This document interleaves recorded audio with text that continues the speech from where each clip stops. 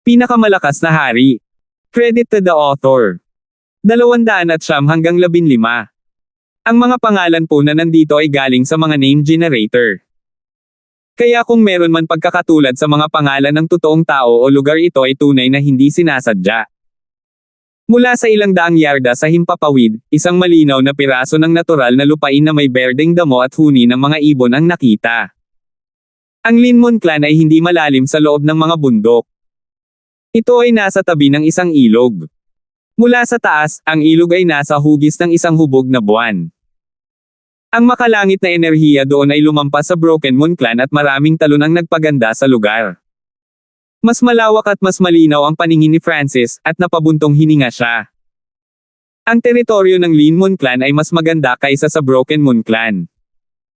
Ito ay ang pagkakaiba lamang mula sa ibabaw. Ang tunay na pagkakaiba ay ang makalangit na enerhiya dito. Ang lahat ng clans ay maninirahan sa isang lugar na mayaman sa makalangit na enerhiya. Nakatulong ito sa paglilinang ng isang tao at nagbigay ng mas magandang pagkakataon sa mga miyembro ng clan na makalusot. Kung malalagay si Balmond sa pamilya Hanford, kahit na may talento ang dating, hindi niya maaabot ang Ascended Realm bago ang edad na 20. Sa 13 clans, ang Linmon Clan ay nasa ika-4 na ranggo, samantalang ang Broken Moon Clan ay pangalawa sa huli, kung hindi man huli. Matapos makapasok sa teritoryo ng Linmon Clan, naging solemn na ang mga ekspresyon ng mga elder. Sa oras na ito, isang pilak na ilaw ang pumasok mula sa ibaba. Haha, maligayang pagdating, mga kaibigan mula sa Broken Moon Clan.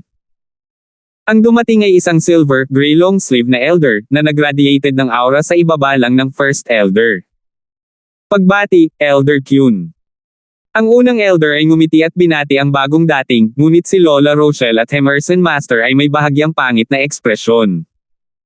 Si Elder Kyun ay isang normal na elder lamang ng Linmon Clan. Pinangunahan ng unang elder ang mga miyembro ng Broken Moon Clan, ngunit ang Linmon Clan ay nagpadala lamang ng isang normal na elder. Karaniwang ipinapadala ng Linmon Clan ang Clan Master o First Elder para batiin sila. Haha, ang Clan Master at First Elder ay tinatanggap ang Silver Moon Clan. Tila alam ni Elder Kyun kung ano ang naisip at pinagtawanan ng mga elder ng Broken Moon Clan, ngunit sumilay ang pang-aalipuste sa kanyang mga mata. Sa 3 clans, ang Broken Moon Clan ay inilagay sa ilalim ng bato at palagi silang huli sa 3 clan party. Kung ikukumpara sa kanila, ang Silver Moon Clan ay nireranggo sa ika-7 ng 13 clans at mas mahalaga. Kahit na ang mga elder ng Broken Moon Clan ay nagalit, wala silang magagawa dahil ang Broken Moon Clan ay natatalo sa bawat laban sa tuwing nasa 3 clan party. Sa pag-iisip hanggang dito, ang mga elder ay tumingin sa mga kalahok na disipulo.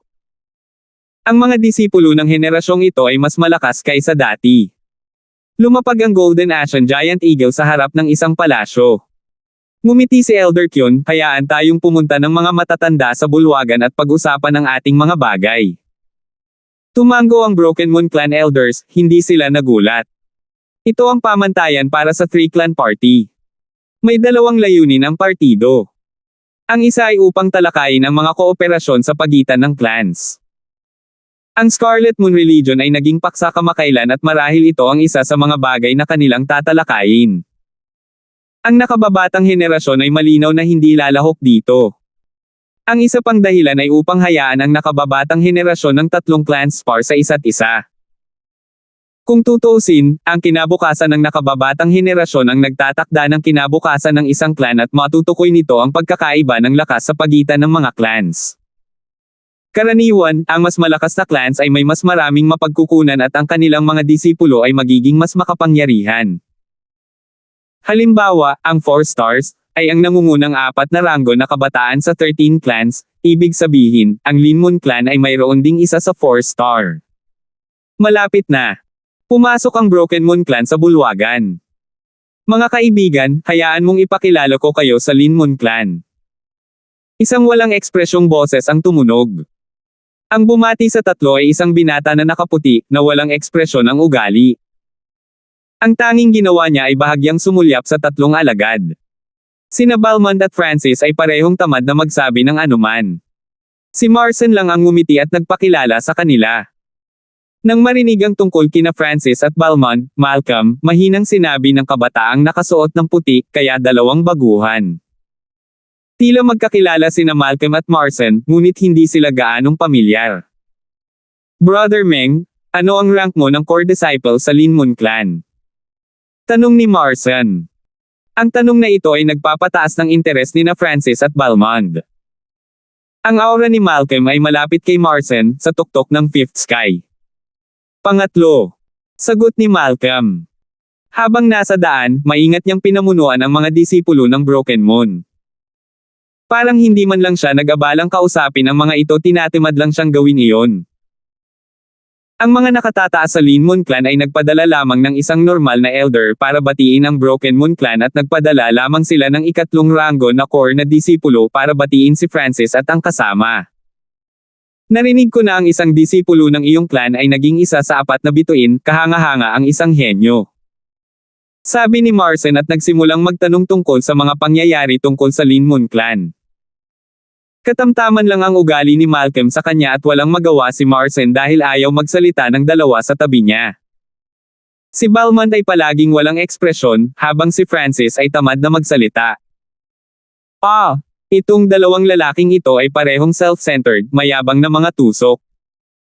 Bilang isa sa 4 na bituin, maaaring lumitaw o hindi si Brother Ao sa 3-clan party sa pagkakataong ito. Naabot na niya ang rurok ng Sixth Sky ilang buwan na ang nakakaraan at natutunan pa niya ang pinakamahirap na kasanayan ng Lin Mun Clan Moon God War, bagay na hindi nagawa ng sinuman sa kanyang edad sa loob ng 100 taon. Nang banggitin ni Malcolm si Orland, isang mapanuksong ngiti ang lumitaw sa gilid ng kanyang mga labi. Sa tingin mo ba may karapatan ang mga clown na tulad mo na haminin siya? Si Orland ay isa sa 4 na bituin ng 13 clans, ang kanyang lakas ay nasa pinakamataas na antas. Kahit sa 13 clans, hindi gaanong tao ang kapareha niya, so paano na lang ang 3 clan na tao noon? Imposible. Si Orland ay talagang nilinang ang Moon God War. Bulalas ni Marston. Ang Moon God War ay isang ipinagbabawal na pamamaraan ng Lin Mun Clan, tulad ng kung paano ang Lightning Wind Palm ay nasa Broken Moon Clan. Ngunit ang Moon God War ay mas advanced at kumpleto, kaya ang kapangyarihan nito ay nakakatakot. Narinig ko na ang isang tao sa iyong clan ay nakatanggap ng mana, mas mahusay kaysa sa naisip ko. Panunuyan ni Malcolm. Nang marinig ito, nagalit si Marston at malapit na siyang sumabog. Okay, ito na. Nagbago ang mga salita ni Malcolm at dinala niya ang 3 sa isang magandang hardin. Sa gitna ng hardin, may maliit na pavilion na may mga merienda sa loob. Ang mga disipulo mula sa Lin Mun Clan at Silver Moon Clan ay nakaupo sa pavilion. Brother Ao at mga kapwa Dawist mula sa Silver Moon Clan, dumating na ang mga kalahok na disipulo mula sa Broken Moon Clan. Sinadya ni Malcolm na magsalita ng malakas para makuha ang atensyon ng lahat. Sa gitna ay nakaupo si Orland, nakasuot ng asul na damit. Sa mga tuntunin ng karisma at pagiging kaakit-akit, siya ay kapantay ni Marston, isang lalaking pinapangarap ng mga babae.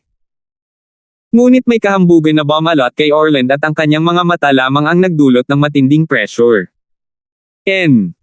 Ang tanging ginawa ni Orland ay mahinang tumango. Wala siyang balak bumangon at batiin sila. Nagsimulang ipakilala ni Malcolm ang lahat.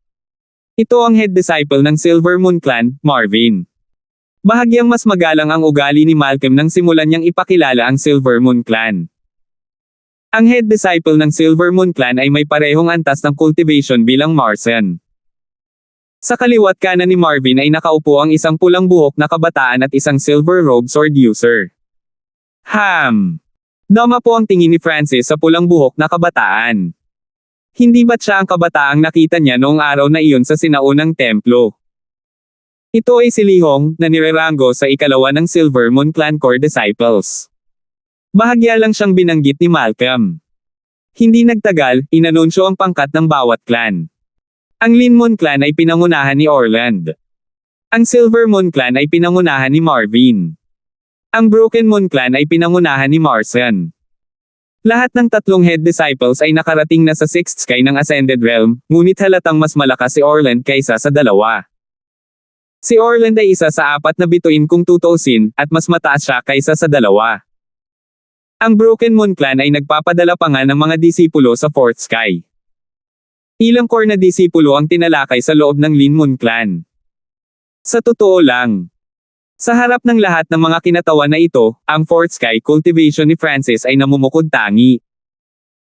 Ang ilan sa mga core disciples ng Lin Moon Clan ay nagsabi pa ng may pang-aalipusta, kahit na magpadala sila ng mas mahihinang core disciples, magagawa pa rin nating sirain ang taong iyon. Mukhang bumagsak na talaga ang Broken Moon Clan. Tahimik. Malamig na napa-M si Orland at agad na tumahimik ang pavilion. Hindi niya sinisisi ang mga taong ito sa pagiging bastos, naramdaman niya lang na nakakahiya. Mula sa simula hanggang ngayon, hindi man lang siya tumitingin ng malinaw sa mga disipulo ng Broken Moon Clan, at bakit siya titingin sa basurahan sa Fourth Sky. Gayunpaman, ang ibang mga disipulo ng kanyang clan ay nagsalita tungkol sa pagkukumpara sa kanilang sarili sa kanya, hindi ba nakakahiya? Nagpakita na ba ang henyo na may talento na maihahambing sa isang Earth spiritual body? Biglang tanong ni Marvin ng Silver Moon Clan. Espiritual na katawang lupa. Nagbago ang ekspresyon ng mga henyo mula sa magkabilang clan at isang kislap ng liwanag ang lumitaw sa mga mata ni Balmond.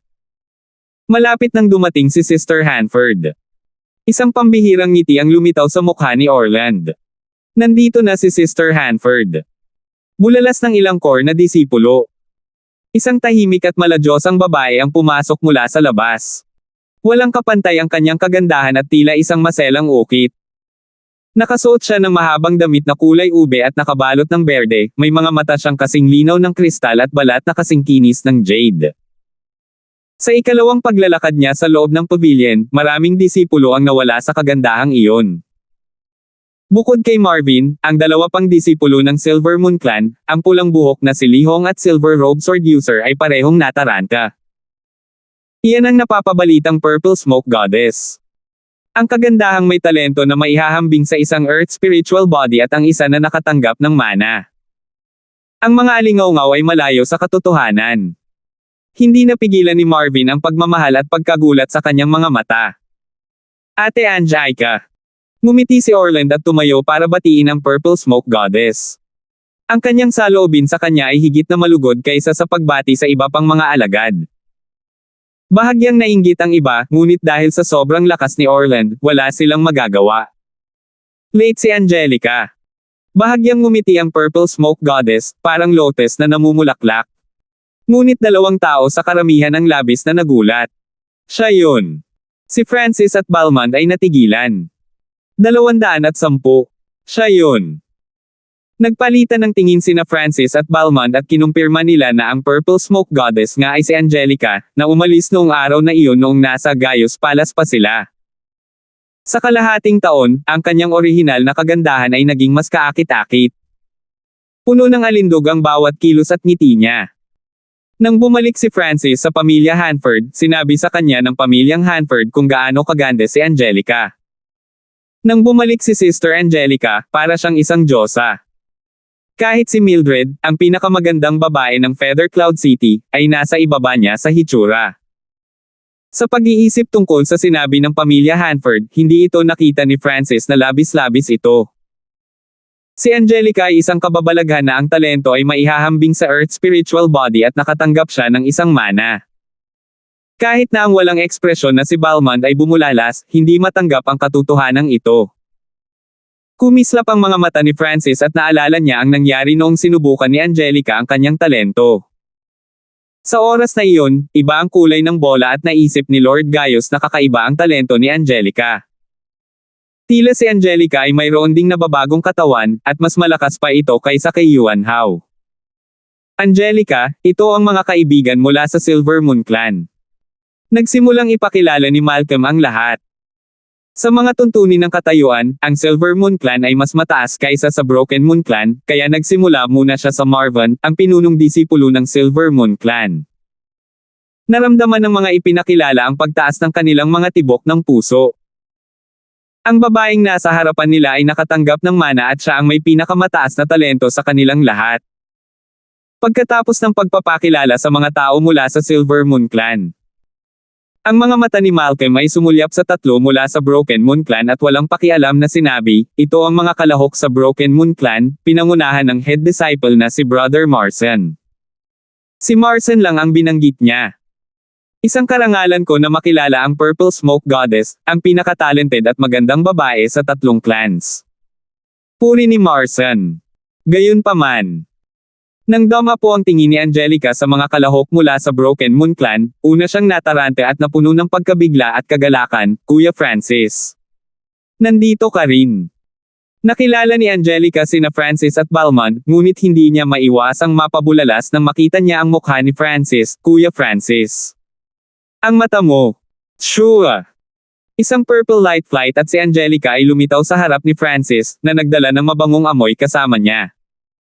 Angelica, matagal na tayong hindi nagkita. Ngumiti si Francis at sinabi. Ang kanyang asher na buhok ay umihip sa hangin, na tila kakaiba sa kanya. Naantig ang puso ni Angelica. Ang Francis sa oras na ito ay pareho noon sa pamilya Hanford at Gaius Palas, tahimik at mahinahon. Ang kumpiyansa na ipinaramdam nito sa kanya ay umaasa sa kanya. At ngayon, binigyan siya ni Francis ng mas misteryosong pakiramdam. Sigurado siya na hindi lang maayos si Francis, mas malakas pa ang huli kaysa dati. Na-excite ako masyado. Lumingon si Angelica at binati si Balmond. So magkakilala kayo. Bahagyang nagulat si Marson. Sina Orland at Malcolm mula sa Linmon Clan ay may pangit na ekspresyon. Ito ay lalo na para kay Malcolm, sinadya niyang hindi ipakilala sina Francis at Balmond, ngunit kilala na nila ang Diyosa. Bahagyang nagalit din si Orland. Ang basurang hindi niya tinitingnan ay tila may magandang relasyon kay Angelica. Ngumiti si Angelica at simpleng ipinakilala ang dalawa. Naunawaan ng lahat sina Francis at Angelica ay parehong nagmula sa pamilya Hanford at sila ay mga disipulo ng iisang guro kasama si Balmond. Sa loob ng pavilion, bumagsak ang awkwardness sa hangin. Nakahanap ang lahat ng ilang kaibigan at nagsimula silang mag-usap. Nakita ni Francis ang pulang buhok na si Lihong ng Silver Moon Clan ilang araw na ang nakalipas at maaari siyang ituring na isang taong kilala niya. Ngunit nag-iingat si Francis kay Lihong ano ang relasyon sa pagitan niya at ng Scarlet Moon Clan. Ang paksa ng talakayan ay napunta sa paglilinang. Ang Moon God War, ni Orland at ang mga pamana na natanggap ni na Angelica at Balmond ang sentro ng atensyon. Siyempre, sila lang ang binanggit ng lahat pero walang pumasok ng malalim. Ang kapatid na Hanford na ito ay may mga dahilan para makadalo sa 3-clan party na may cultivation sa Fort Sky lang. Nagpa siya si Orland na guluhin si Francis. Sa normal na mga pangyayari, siya ay magiging masyadong mapanghamak na gawin iyon, ngunit dahil sa relasyon nila ni Angelica, nakuha nito ang atensyon ni Orland. Okay lang ang lakas ni Brother Francis. Nakasagot lang si Marson. Masyadong tamad si Francis na sumagot at tiyak na hindi siya tutulungan ni Balmond. Tulad ng para sa sitwasyon ni Francis, si Marson ay makakapag-ayos lamang dito. Ang mga disipulo mula sa Linmon Clan at Silver Moon Clan ay may paghamak at paninibugho sa kanilang mga mata. Marahil ito ay dahil mukhang napakabuti ni Francis kay Angelica at hinihintay nilang mawala ng mukha ang una. Ngunit dahil si Francis ay hindi mapakali na tumugon at si Balmond ay walang ekspresyon sa lahat ng oras, sila ay nawala ng interes.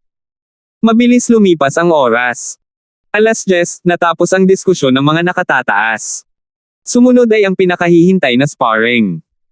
Marami sa mataas na autoridad sa pagitan ng tatlong clan ay nagtipon sa larangan ng Linmon Clan. Bawat clan ay may kanya-kanyang sulok ng field. Ang sulok ng Broken Moon Clan. Ang mga disipulo ng Linmon Clan ng henerasyong ito ay mas malakas kaysa sa inaasahan. May pag-aalala si Lola Rochelle sa kanyang mga mata. Tumango ang Emerson Master, masyadong malaki ang pagkakaiba natin at ng Linmon Clan, halos imposible para sa atin na manalo, ngunit kung makakalaban natin ang Silver Moon Clan sa isang draw, ang iba pang dalawang clan ay titingin sa atin sa isang bagong liwanag. Ito lang ang magagawa natin. Bumantong hininga ang unang elder. Una. Masyadong malakas ang setup ni Linmon Clan. Naabot na ni Orland ang peak 6th sky at isa siya sa 4 stars.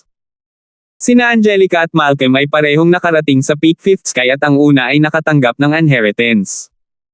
Sa aspeto ng personal at team strength, madaling nalampasan ng Lin Moon Clan ang dalawa pa. Hindi maisip ng Broken Moon Clan na matalo ang Lin Moon Clan, ang nais lang nila ay labanan ang Silver Moon Clan sa isang draw. Ngunit ang Silver Moon Clan ay may isang kalahok sa 6th sky at ang dalawa pa ay nasa 5th sky. Mula sa ibabaw, tila mas malakas sila kaysa sa Broken Moon Clan. Hindi nagtagal ay dama po ang tingin ng unang elder kay Francis. May kaunting pag-asa sa kanyang puso na magdadala ng sorpresa ang alagad niyang ito. Ang unang elder lang ang nakakaalam na si Francis ay nakatanggap ng Lightning Inheritance at ang kanyang lakas sa pakikipaglaban ay nakakatakot. Sa oras na ito, inanunsyo ni Orland mula sa Lin Moon Clan ang pagsisimula ng sparring. Ang buong sparring session ay inorganisa ng nakababatang henerasyon. Ang mas lumang henerasyon ay manunood lamang at sila ay magbibigay ng paminsan-minsang pointer ngunit hindi nakikialam. Being the hosting clan, lalaban muna ako.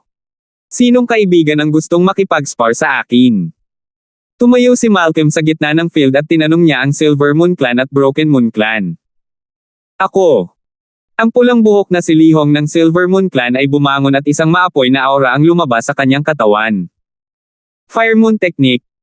Ang pag-atake ni Lihong ay magulo at puno ng apoy, maaari nitong gawing pulbos kaagad ang isang buong silid. Tumango si Francis. Sa mga tuntunin ng pagkakasala, ang Fire Moon Technique ni Lihong ay katulad ng Burning Wind Stance na mayroon siya, ngunit mas may kapangyarihan ito. Wind Cloud Piercing Moon Technique. Hinawakan ni Malcolm ang isang pamaypay at nagpadala siya ng mga linya ng matalas na totoong puwersa na naging mga pilak na guhit ng hangin na bumalot sa lahat ng bagay sa kanilang mga landas. Sa mga turn of pure offense, si Malcolm ay bahagyang mas mahusay kaysa kay Lihong, ngunit ito ay dahil lamang sa pagkakaiba sa cultivation. Gayunpaman, ang paggalaw at liksi ng kanyang mga pag-atake ay mas advanced at ang mga casual na paggalaw na mayroon siya ay kahanga-hanga. Piercing Moonwind Dala-Dala Stance. Biglang pinalo ni Malcolm ang kanyang pamaypay at nagpadala siya ng tidal wave ng silver air patungo kay Lihong, na naging dahilan upang mapa-atres ang huli at bahagyang nasugatan. Salamat! Hindi nagpatuloy si Malcolm sa pagsulong o kung hindi, mapipilitin niya si Lihong na palabasin sa mga hangganan ng sparring. Natalo si Lihong nang bumalik siya sa Silver Moon Clan. Ang pulang nakasuot na elder sa tabi niya ay umiling at bumaantong hininga, Homer, natalo ka dahil sa dalawang dahilan. Isa, ang gusto mo lang ay manalo. Pangalawa, mas matalino ang kalaban kaysa sa iyo. Nanalo si Malcolm sa unang spar sa 10 galaw. Pangatlo lang siya at mayroon na sumarsinong lakas. Ito ay lubos na pinilit ang mas lumang henerasyon ng iba pang dalawang clans. Sinong kaibigan mula sa Broken Moon Clan ang gustong makipag-spar sa akin? Lumipat ang tingin ni Malcolm kay Marcin and Co. At dama po ito sa Balmond. Wala siyang gaanong kumpiyansa na talunin si Marcin, ngunit kung hahamunin niya si Francis, bullying niya ang mahihina. Perpekto para sa kanya si Balmond, nakatanggap siya ng mana at pakiramdam ni Malcolm ay tapos na kung matalo niya si Balmond. Walang ekspresyong naglakad si Balmond papunta sa field at sinabing, hindi kita kakampi. Hihihi, brat, napakayabang mo. Hindi lamang nagulat si Malcolm, pati na rin ang iba pang mga disipulo. 4 na alon ng Northern Heavenly Water. Nag-isip si Balmond at lumitaw ang isang dagat ng madilim na asul na tubig na nagdadala ng napakalaking presyon. Naramdaman ni Malcolm ang pag-freeze ng kanyang dugo at nahirapan siyang huminga. Sa wakas ay napagtanto niya kung gaano kalakas ang walang ekspresyong kabataang ito. Piercing Moonwind Dala-Dala Stance. Ginamit muli ni Malcolm ang hakbang na ito. Boom! Ang madilim na asul na tubig ay durog patungo kay Malcolm at naging sanhi ito ng halos umubo ng dugo ang huli. Napakalakas! Siya ang nakatanggap ng inheritance mula sa Broken Moon Clan. Naghiyawan ang mga manunood. Makalipas ang 2 o 3 galaw, pinalipad si Malcolm at napadpad siya sa lupa. Nag-break ang lahat sa usapan. Plop! Si Malcolm ay puno ng panghihinayang at pagkabigla. Nakakatakot ang mga alagad na nakatanggap ng mga mana. Kung alam niya ito ng mas maaga, hinamon niya sana si Francis, na nasa 4th sky sa halip. Bagamat inaapi niya ang mahihina, ito ay mas mabuti kaysa sa matalo. 211. Ang labanan sa pagitan ni Malcolm at Balmond ay isang panig. Si Malcolm, na nakarating sa peak Fifth Sky, ay natalo sa ilang mga galaw lamang. Sa puntong ito, ang mga disipulo ng lahat ng tatlong clans ay natigilan. Ang dahilan kung bakit sila natulala ay hindi lang dahil sa kung gaano kalakas si Balmond. Dahil din sa Broken Moon Clan mismo. Sa tuwing gaganapin ang Three-Clan Party, ang Broken Moon Clan ang huli at mula pa noong henerasyon ni Emerson Master, wala nang mga natitirang henyo. Ang manang natanggap niya ay hindi isang normal. Nagpalitan ng tingin ang Clan Master at ang mga elder ng Broken Moon Clan. Ang tatlong angkan ay lahat ay may kanya-kanyang lugar ng pagsubok at bihira ang sino man na makatanggap ng mana. Karaniwan, isa lamang sa 100 taon ang makakakuha ng mana, ngunit ang henerasyong ito sa bawat clan ay mayroong tumanggap ng mana. Ngunit kahit noon pa man, may mga pagkakaiba sa mga mana. Malinaw na ang Darkwater inheritance ni Balmond ay isang makapangyarihang inheritance at sa mga salita ng Emerson Master isa ito sa pinakamagandang inheritance ng Floating Crest Palace. Ang Broken Moon Clan ay may nakamamatay na karakter sa henerasyong ito. Kapansin-pansing nagbago ang ekspresyon ni Marvin. Ang lakas na ipinakita ni Balmond ay napakalakas na kahit siya ay walang buong tiwala na manalo. Bitawan mo ako. Ang Silver Robe Sword user sa tabi ni Marvin ay nagsabi sa mahinang boses. Xiang Guanyu, mag-ingat ka. Nagbabala si Marvin. Bagamat si Xiang Guanyu ay nasa ikatlo sa mga disipulo ng Silver Moon Clan Core, nakatanggap siya ng inheritance at sa mga tuntunin ng husay sa labanan, mas mahusay pa siya kaysa kay Li Hong. Kuya Bei, mag-ingat ka. Ang titig ni Xiang Guanyu ay kasing talas ng isang espada at isang hindi nakikitang talas ang lumitaw mula sa kanya. Jang! Isang malamig na kidlat ang tumago sa hangin patungo sa Balmond. Ang isang espadang iyon ay parang kidlat sa gabi. Seryoso ang ekspresyon ni Balmond, hindi niya akalain na may makakatagpo siya na ang forte ay espada. Ang tatlong clans ay hindi dalubhasa sa mga espada, ngunit sa buong kontinente, ito ay napakapopular. Kahit ngayon ay mayroong maraming pamana ng espada. Ang forte ng espada ay pagkakasala. Naniniwala sila na ang isang espada ay makakasira ng 10,000 pamamaraan. Mula sa aura na nagmumula sa sword strike ni Xiang Guanyu, masasabi ng isa na ito ay isang bagay na hindi kayang harangin ng mga cultivator sa Fifth Sky. Madilim na bundok ng tubig. Bumantong hininga si Balmond at tumaas ang madilim na asul na tubig sa kanyang paligid, na para bang ito ay isang 10,000 libra na bundok. Ang mga nasa parehong cultivation bilang Balmond ay mapipilitang umubo ng dugo. Bahagyang huminto ang figure ni Xiang Guanyu bago nilalas ng malamig na espada sa kalahati ang Darkwater Mountain ng Balmond. Ngunit pagkatapos, siya mismo ay napaatras ng ilang hakbang. Anong malakas na pagkakasala? Bulalas ng mga miyembro ng tatlong angkan. Ang forte ng Balmond's inheritance ay halatang depensa, habang ang sword inheritance ni Xiang Guanyu ay opensa. Sa field, ang dalawang figure ay nagpalitan ng galaw at ang mga hampas ng espada ni Xiang Guanyu ay sunod-sunod. Ang mga magsasaka ng espada ay talagang mahirap. Bulong ni Orland nang may maalala siya. Sa kanyang lakas, halatang hindi niya inilagay si Xiang Guanyu sa kanyang mga mata. Ngunit mayroong isang henyo ng 13 angkan na nagwelding ng 3 talampakang haba ng espada at may pamagat na isang espada na pumapatay sa langit. Nangangahulugan ito na ang isang atake ng espada ay matatalo ang lahat ng mga henyo ng henerasyong ito. Babae ang taong iyon. Ngunit gamit ang kanyang isang espada, dinurog niya ang bawat lalaki sa ilalim ng kanyang mga paa. Sa bawat oras, si Orland ay natatalo niya. Siya ay si Kang Yuyo, ang pinuno ng 4 na bituin at nagmula sa Cloud Sword Clan, na nirerango sa first ng 13 clans. Si Xiang Guanyu ay katulad ni Kang Yuyo sa kung paano sila nagsanay sa espada. Ang pagkakasala ni Xiang Guanyu ay maaari pang magbanta sa mga nasa 6th Sky at hindi nagawang manig ni Balmond sa maikling panahon. Brother Hanford, ano sa tingin mo ang tsansa na manalo si Balmond? Tanong ni Marson. Si Brother Bei ang mananalo. Ang kanyang Darkwater inheritance ay dalubhasa sa depensa, habang ang mga nagsasaka ng espada ay nakatuon sa katalinuhan. Kung hindi sila magtagumpay sa lalong madaling panahon, ang kanilang pagkakasala ay babagsak. Tiwalang sabi ni Francis. Nang marinig ito, tumango sina First Elder at Marson.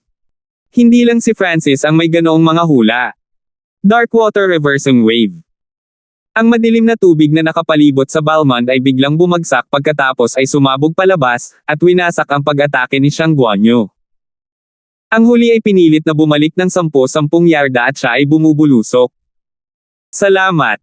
Walang emosyong sabi ni Balmond, parang normal lang ito. Matapos bugbugin ang dalawa, dama po ang kanyang tingin kay Marvin. Hinahamon ang head disciple. Nagbago ang ekspresyon ng bawat alagad. Kung hinamon ni Balmond si Marvin at nanalo, nangangahulugan ito na ang buong Silver Moon Clan ay dinurog ni Balmond. Okay. Dahan daw ang tumayo si Marvin. Kuya Bay, gumastos ka ng maraming enerhiya sa dalawang laban na iyon. Hayaan mo akong gawin ito. Sumiksik si Marcin sa gitna ng field. Hindi nakipagtalo si Balmond at walang ekspresyon siyang naglakad pabalik sa sulok ng Broken Moon Clan. Tumango si Emerson Master, ang pagganap ni Balmond ay nagbigay sa kanya ng mukha. Sa puntong ito ng oras, sa field. Ang sagupaan sa pagitan ng mga head disciples ay lumikha ng buzz. Hawak ni Marcin ang isang sinaunang gintong mahabang talam, na puno ng pangangibabaw, na parang isang pinunong bumababa. Ang lakas ni Marcin ay nabigla sa iba pang mga disipulo. Nagulat din si Francis. Hindi niya inaasahang tataas ang lakas ni Marcin pagkatapos ng paglilitis. Isang mapagmataas ang lumitaw sa ekspresyon ng unang elder. Si Marcin ay mayroon ng mahusay na pangunawa at talento. Sa pamamagitan ng pagsubok na ito, ang kanyang kakayahan sa pakikipaglaban ay tumaas ng husto. Higit pa rito, ang pressure na dala ni Francis at Balmond ay nagtulak sa potensyal. Sa isang galaw lang, nagtagumpay si Marcin. Ang kanyang talam ay puno ng katwiran at pangangibabaw. Pagkatapos ng 20 galaw, si Marvin ay bahagyang huminga at puno ng pagkatulala. Ano ba ang mali sa Broken Moon Clan sa pagkakataong ito? Maaaring malakas si Balmond, ngunit iyon ay dahil nakatanggap siya ng isang mana. Paano magkakaroon din ng hindi kapani-paniwalang lakas ang head disciple? Napakalakas. Bulong ni Balmond sa sarili. Matapos maabot ang 5th sky, gusto niyang hamanin si Marcin. Sa hitsura nito ngayon, ang kanyang pagkakataong manalo ay hindi lalampas sa 20% at ang isang draw ay 40% sa max. Kinailangang aminin ni Francis na talagang may karapatan si Marcin na maging head disciple. Sa normal na mga pangyayari, nang hindi ginagamit ang kanyang bloodline na kapangyarihan o labis na ginagamit ang lightning inheritance, tiyak na hindi siya ang kapareha ni Marcin. Kung tutuusin, wala siyang solidong depensa tulad ni Balmond at kulang siya sa cultivation. Makalipas ang 30 galaw, pinatumba ni Marcin si Marvin gamit ang isang talam at nag-iwan siya ng bahid ng dugo sa mukha ng huli. Talagang malakas ang mukha ni Brother Marcin. Talagang hindi ako ang kapareha mo. Si Marvin ay hindi masyadong nadismaya o nalungkot dahil ginawa niya ang kanyang makakaya, ngunit ang pagkakaiba sa pagitan niya at ni Marcin ay masyadong malaki. Gumastos din si Marcin ng maraming enerhiya pagkatapos ng labanan at nagpasya siyang magpahinga. Sa kanyang antas, ang tanging tao na maaari niyang hamanin ay si Orland at kailangan niyang nasa kanyang pinakamataas na estado para magawa iyon. Okay naman ang lakas nila. Akala ko hindi na ako magkakaroon ng pagkakataong lumaban this time. Hindi itinago ni Orland ang pagmamataas sa kanyang boses. Hindi man lang niya inilagay ang 3-clan party sa kanyang mga mata.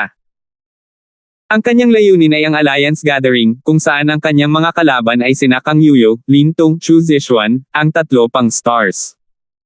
Pagkaalis ni Marcin, kakaiba ang kapaligiran. Masyadong nakakatakot ang lakas na ipinakita ng Broken Moon Clan at nadurudge nila ang Silver Moon Clan. Ang Silver Moon Clan ay wala ng gana na lumaban pa. Medyo pangit din ang ekspresyon ni Malcolm. Hindi man lang niya inilagay sa kanyang mga mata ang mga disipulo ng Broken Moon Clan nang batiin niya sila, ngunit madali siyang matalo nina Balmond at Marcin. Sa puntong ito ng panahon, ang kapangyarihan ng Broken Moon Clan ay naging dahilan upang maging maingat ang iba pang 2 clans. Fenger, hindi ka ba aakyat? Unang sabi ni Elder. Ang kanyang mga salita ay naging sanhi ng kakaibang tingin sa kanya ng mga miyembro ng Broken Moon Clan. Sa 3 kinatawan, si Francis ang pinakamisteryoso at kahit ang unang elder ay hindi alam ang lahat. Nagliwanag ang mga mata ni Malcolm at ng mga disipulo ng Silver Moon Clan. Tama yan. Ang Broken Moon Clan ay maaaring maging malakas sa pagkakataong ito at sina Marsen at Balmond ay hindi dapat masaktan. Ngunit may kahinaan din ang Broken Moon Clan. Ang disipulong ito sa Fourth Sky ay maaaring mataas ang ranggo sa loob ng clan, ngunit hindi ito sapat sa three-clan party. Dapat kong piliin ang pinakamadali at ipakita sa lahat kung gaano kalakas ang Lin Moon Clan. Nagdesisyon si Malcolm. Higit pa rito, ang relasyon ni Francis at Angelica ay nagdulot sa kanya ng paninibugho. Sa kabilang side, kayong dalawa, hamanin si Francis at manalo ng kahit isang round para sa Silver Moon Clan. Bulong ni Marvin. Sina Xiang Guanyu at Li Hong ay tumango nang marinig nila ito. Ang Silver Moon Clan ay lubos na natalo ng Broken Moon Clan sa pagkakataong ito. Swerte sa oras na ito. Naglakad si Francis papunta sa field sa ilalim ng pagpapalakas ng loob ng unang elder.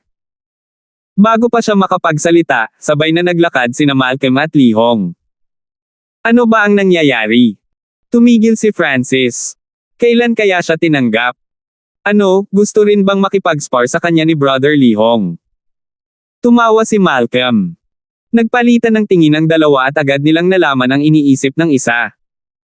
Huminto muna ang mga miyembro ng tatlong clans bago nagkaintindihan. Hindi sila pipi, ang three-clan party ang kumakatawan sa mga mukha ng tatlong clans.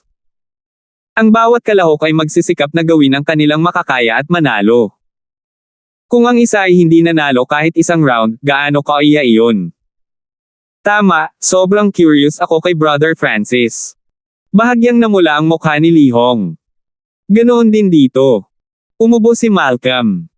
Parang walang balak umalis ang dalawa, napakakapal ng mukha. Kahit ang mga clans ay nakaramdam ng hiya. Tanging sina Marsen at Balmond lang ang may nasusuklam na ekspresyon. 212 sparring 3. Nang makitang parehong ayaw umalis nina Malcolm at Li Hong. Paano kung sabay kayong dalawa sa akin? Hindi gaanong mahirapan. Casual na sabi ni Francis.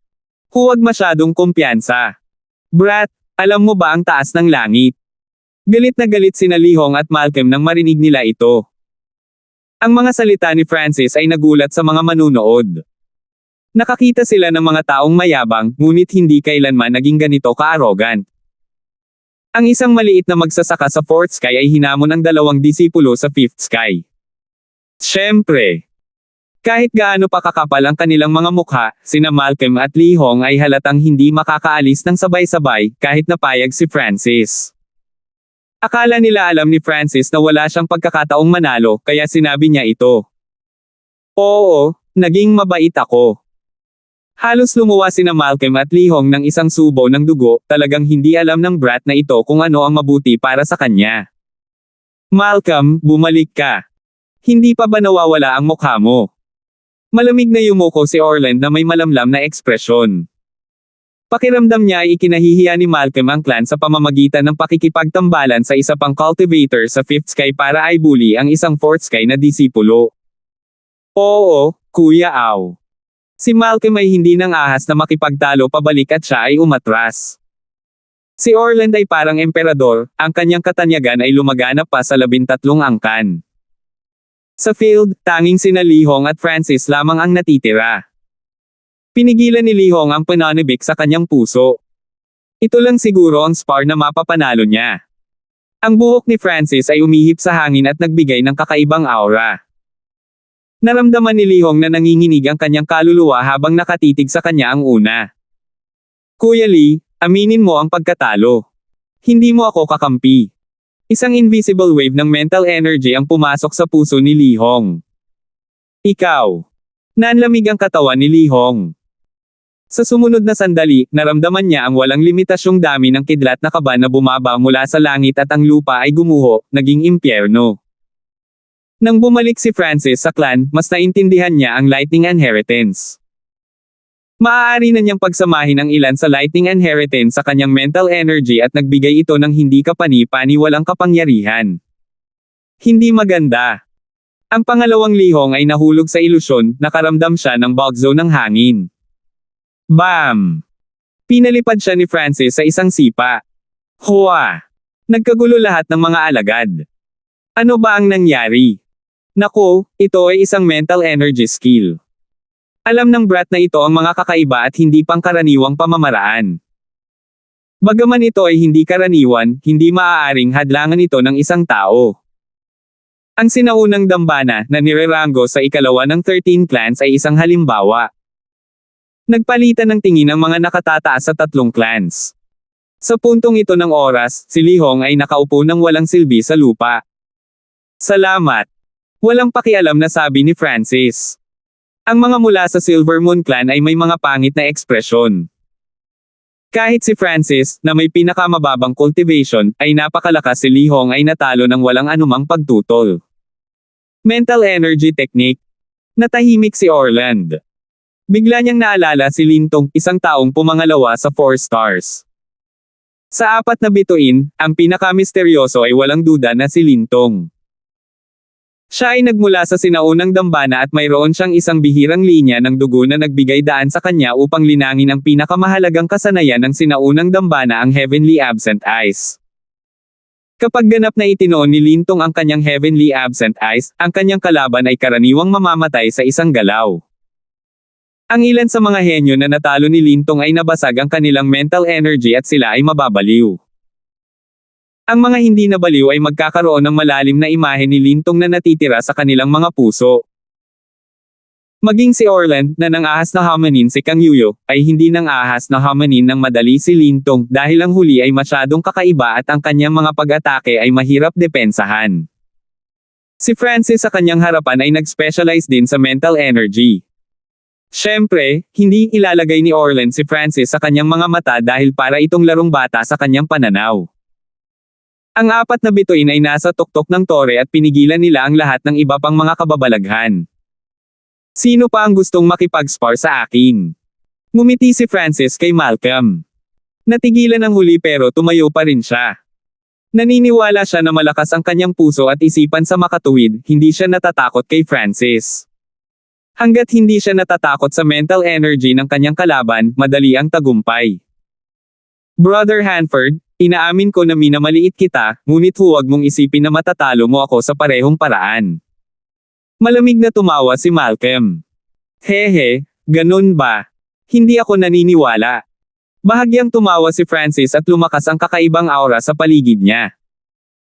Maingat na pinoprotektahan si Malcolm, pagkatapos ay umalis siya pagkatapos ng mga larawan sa himpapawid bago tumalon patungo kay Francis. Sa Peak Fifth Sky, hindi mababawasan ang battle power ni Malcolm. Bulalas ni Francis at nagpadala siya ng isang alon ng mental energy na kasing lakas ng kulog kay Malcolm. Bagamat mabilis ang huli, hindi ito mas mabilis kaysa sa inaakala. Boom! Nanginginig ang figure ni Malcolm at kumulo ang kanyang dugo. Namutla agad ang mukha niya at may bakas ng dugo ang lumabas sa labi niya. Nagulat ang mga disipulo mula sa lahat ng 3 clans. Maging ang mas matandang henerasyon ng mga clans ay nagulat, hindi nila inaasahan na ang mental energy technique ni Francis ay may ganoong kapangyarihan. Tama si Fuji, ang mental energy ang tunay na talento ni Francis. Higit pa rito, ang mga pag-atake ng mental energy ni Francis ay naglalaman ng mga insight na nakuha mula sa Lightning Inheritance. Si Francis ay ganap nang nakapasok sa unang palapag ng Lightning Inheritance. Paano ito naging posible? Galit na ikinaway ni Malcolm ang kanyang fan at nagpadala siya ng isang alon ng Silver Wind kay Francis. Tumayo si Francis at hindi siya nagtangkang umiwas o umiwas. Sa halip, isang malamig na ngiti ang narinig mula sa kanya. Kidlat hangin palm. Bigla niyang itinulak ang isang palad na naging sanhi ng pagkulog at paglitaw ng mga arko ng kidlat na parang sapot ng gagamba. Sa pangalawang ginawa niya ang hakbang na ito, nagbago ang ekspresyon ng mga elder mula sa 3 clans. Marahil ay naabot na niya ang ika-5 antas ng Lightning Wind Palm na may hahambing sa tuktok ng kasanayang ito. Bulalas ng unang elder. Sa isang iglap, nawasak ang piercing moonwind carrying stance ni Malcolm at binalot ng mga arko ng kidlat ang kanyang katawan. Nawalan tuloy siya ng malay. Plop! Nakita lang ng lahat ang pagtulo ng dugo mula sa tenga, ilong at mata ni Malcolm bago siya nawala ng malay. Kuya Meng. Ilang mga disipulo ng Linmon clan ang lumapit upang tumulong. Tumayo si Francis sa madilim na kalangitan sa gabi. Ang kanyang pag-ihip ng buhok at isang mata ay nagpayanig sa puso ng lahat at siya ang naging dahilan ng pagtatayo ng mga balahibo ng ilan. Nakakatakot ang brat na ito. Naisip ng mga alagad ng lahat ng tatlong clans.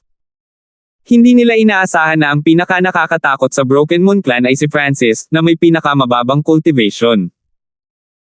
Hindi lamang si Francis ang nagtataglay ng mental energy, mayroon din siyang matinding lakas sa pakikipaglaban. Makikita ito sa palad na pinalipad niya kay Malcolm. Sina Lihong at Malcolm ay parehong gustong mag-squash ng malambot na persimmons, isang idioma para sa pagpili sa mahihina, ngunit sa halip ay natapakan nila ang isang landmine. Sino pa? Pinagmasdan ng tingin ni Francis ang karamihan. Ang tatlong core na disipulo ng Silver Moon clan ay tahimik. Si Xiang Guanyu ay hindi nagkaroon ng malaking pagkakataon na manalo at si Marvin ay lumaban lang noon, na gumugol ng kaunting lakas. Kung matalo siya sa isang brat sa Fourth Sky ng Ascended Realm, mawawala ang lahat ng mukha ng Silver Moon clan. Para mapanatili ang pagiging patas, lahat ay makakalaban lamang ng dalawang magkasunod na laban. Biglang sabi ni Orland. Ang panuntunang ito ay upang pigilan ang iba na patuloy na mapapagod ang isa. Okay. Tumango si Francis at umalis. Sa pag-alis ni Francis, ang tatlong core na disipulo ng Broken Moon clan ay nagpakitang gila sa kanilang mga galaw. Sa pagkakataong ito, inalis ng Broken Moon clan ang lahat ng kahihiyan noon. Francis, ang iyong lightning wind palm ay tila umabot sa ikalimang antas, isa lamang sa ibaba ng pinakamataas. Kumikislap ang mga mata ni Emerson Master na parang nakikiusyoso. Malinaw na alam ni Francis ang ibig niyang sabihin. Ang mga nagsanay sa lightning wind palm hanggang sa pinakamataas na antas ay namatay na lahat. Maaaring tumagal ng 1 o 2 taon bago maabot ang ika-6 na antas. Walang ekspresyong sinabi ni Francis. Ang kanyang lightning wind palm ay naperpekto sa ika-7 antas. Kasabay nito, ang original na 5th level ay mas malakas kaysa dati, dahil pinagsama ni Francis ang mga insight mula sa lightning inheritance dito. Hindi lamang iyon, ang paggamit at daloy nito ay mas maayos. Halatang hindi alam ni Emerson Master ito at naisip, ang Francis na ito ay tila ginagawang perpekto ang lightning wind palm, hindi ko lang alam kung mabubuhay siya o mamamatay kapag naabot niya ang ika-6 na antas. Kung si Francis ay namatay dahil sa lightning wind palm, halatang bumuti ang kanyang pakiramdam. Nagpatuloy ang sparring. Pagkatapos noon, nagsagupaan ang Linmon clan at Silver Moon clan. Hinamon ni Xiang Guanyu si Angelica, na mayroon ding mana. Naabot na ni Angelica ang peak 5th sky at nakakuha siya ng inheritance sa trial. Pagkatapos makipagpalitan ng 20 o higit pang galaw, gumamit si Angelica ng taktika na katulad ng kay Balmond para talunin si Xiang Guanyu. Anong mana ang natanggap ni Angelica? Tila walang nakitang malinaw na sagot si Francis. Ang kasanayan sa paggalaw ni Angelica ay tulad ng dati maliksi at magaan, tulad ng illusion fish technique ni Francis. Sa mga tuntunin ng pagkakasala, ito ay matalim at maliksi. Sa mga tuntunin ng depensa, ito ay itinuring na malakas din, kung hindi nito magagawang harangan ang sunod-sunod na pag-atake ni Xiang Guanyu. Ngunit sa pangkalahatan, si Francis ay tila walang nakitang espesyal tungkol dito. Matapos manalo, ipinagpatuloy ni Angelica ang paghamon kay Balmond. Inheritance versus inheritance. Ang bilis at pag-atake ni Angelica ay maganda pa rin at maganda itong tingnan.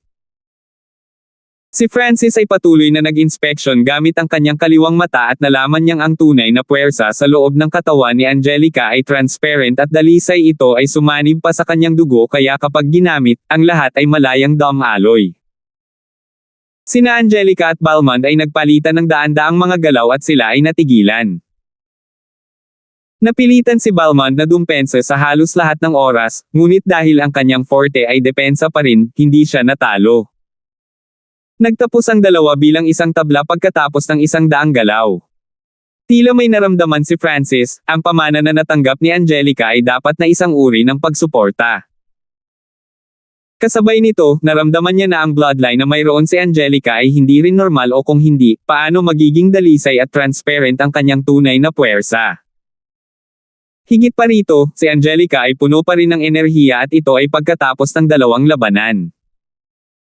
Bahagyang nalungkot si Angelica, gusto niyang hamanin si Francis o Marcin pagkatapos, ngunit napagtanto niyang nakalaban na niya ang dalawang magkasunod na laban.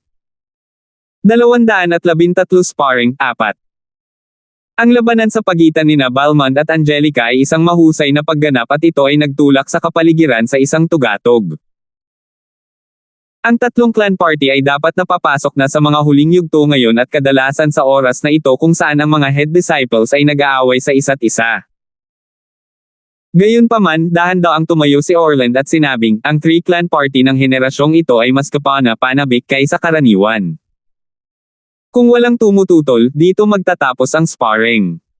Ano? Ang mga miyembro ng tatlong clans ay natigilan. Tinapos ba ni Orland ang sparring? Sa pagiging host, hindi ba siya lalabas at lalaban? Ang mga head disciples ng Broken Moon Clan at Lin Moon Clan ay may bahagyang pangit na ekspresyon.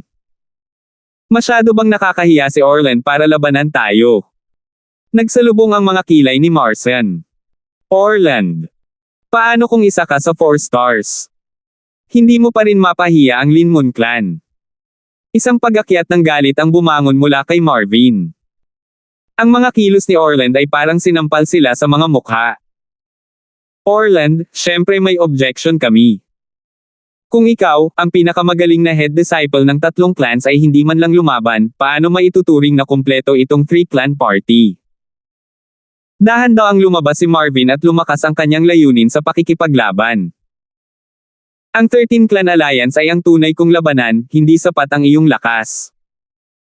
Ngunit kung gusto mo talagang lumaban, ikaw at si Marcin ay makakalaban sa akin ng magkasama. Sa ganitong paraan lamang ito magiging kawili-wili. Mayabang na sabi ni Orland. Nang marinig ito, ang mga tao ay agad na nagsimulang sampain siya. Orland, huwag masyadong magtiwala. Orland, bet ko ba kasing takot ka sa daga at takot na takot kang lumaban. Sa pagharap sa barrage ng pagmumura, hindi nagalit si Orland, ayoko lang mag-aksaya ng oras. Orland, hindi posible na pareho tayong lumaban sa iyo ng sabay-sabay. Gayunpaman, kung talagang ganoon ka kalakas, pagkatapos ay lumaban ka ng isa-isa. Malalim na sabi ni Marcin. Ang saloobin ni Orland ay nakasakit sa dalawa pang clan. Mabuti.